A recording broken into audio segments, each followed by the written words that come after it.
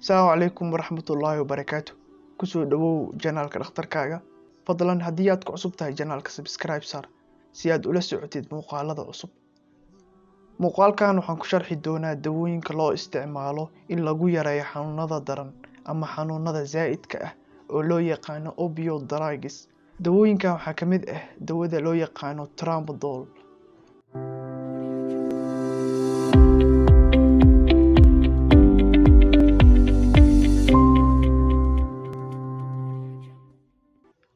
Opioid analgesics waa dawooyinka loo isticmaalo in lagu yareeyo xanuunada daran ama xanuunada zaa'idka ah. Dawooyinkan waxay ka mid yihiin dawooyinka aan la isticmaalin ilaa in uu dhakhtar qoro, sababtoo ah haddii aad isticmaashid xaddi badan ama doos badan waxay noqon kartaa maandooriye. Xanuun baabi'iyaasha ama painkillers waxay ku iman karaan laba qaabood. Qaar loo yaqaano analgesics oo ah dawooyinka loo isticmaalo in lagu yareeyo xanuunka ama painka. Dawooyinkan waxaa ka mid ah dawada loo yaqaano paracetamol. Sidoo kale waxay ku iman kartaa qaar loo yaqaano antibiotics oo ah dawooyinka loo isticmaalo in lagu yareeyo qandhada ama feebarta. Analgesics ama xanuun baabi'iyaasha si guud waxaa loo qaybiyaa laba qaybood. Qaar loo yaqaano opioid analgesics oo ah kuwa loo isticmaalo xanuunada daran. Waxaa ka mid ah dawooyinka tramadol, morphine iyo codeine. Number 2, non-opioid analgesics. Dawooyinkan waa kuwa loo isticmaalo xanuunada aan zaa'idka ahayn. Waxaa ka mid ah xanuun baabi'iyaasha caadiga ah sida paracetamol, aspirin iyo ibuprofen. Opioid analgesics waxaa ka mid ah number 1, tramadol. Tramadol waa kaniini xanuun baabi'i ah oo ka mid ah dawooyinka loo yaqaano opioid drugs oo ah dawooyinka loo isticmaalo xanuunada zaa'idka ah.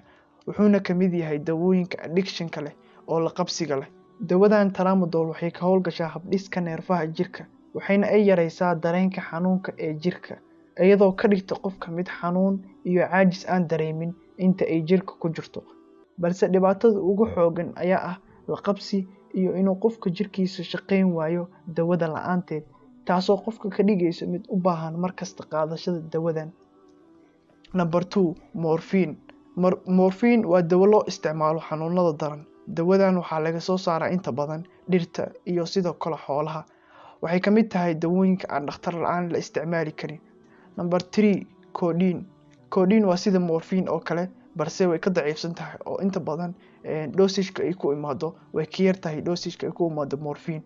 Dawooyinkan opioid drugs-ka waxay keeni karaan dhibaatooyin aad u badan. Waxyaabaha ay keeni karaan waxaa ka mid ah number 1, tolerance oo ah qofka mar walba inuu sii baahdo dooska sii badan intuu isticmaali jiray ama xaddi ka badan intuu isticmaali jiray.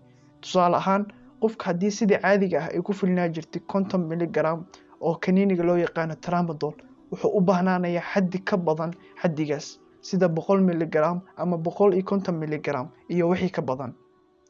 Dhibaatooyinka ay keeni karaan dawooyinka loo yaqaano opioid drugs waxaa ka mid ah qofka in ay siiyaan farxad beenaad ah. Mechanism-ka ama habka ay u shaqeeyaan opioid drugs-ka ayaa ah in ay la falgalaan habdhiska neerfaha jirka, nervous system-ka, gaar ahaan qaybta loo yaqaano limbic system-ka, iyadoo bedelaysa dareenka qofka oo waxay siinaysaa qofka farxad beenaad ah.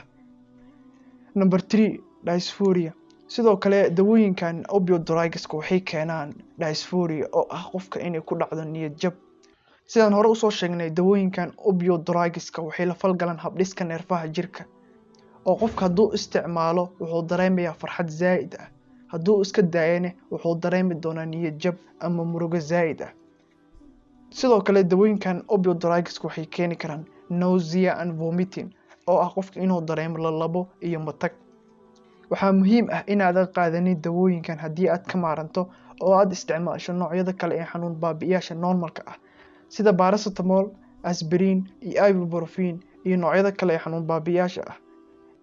Halkaas ayaan kusoo gabagabeynayaa sharxaad yar oo aan ka bixinayay dawooyinka loo yaqaano opioid drugs-ka. Fadlan haddii aad ku cusub tahay janaalka subscribe saar lana wadaag asxaabtaada. Asalaamu calaykum waraxmatullaahi wabarakaatu.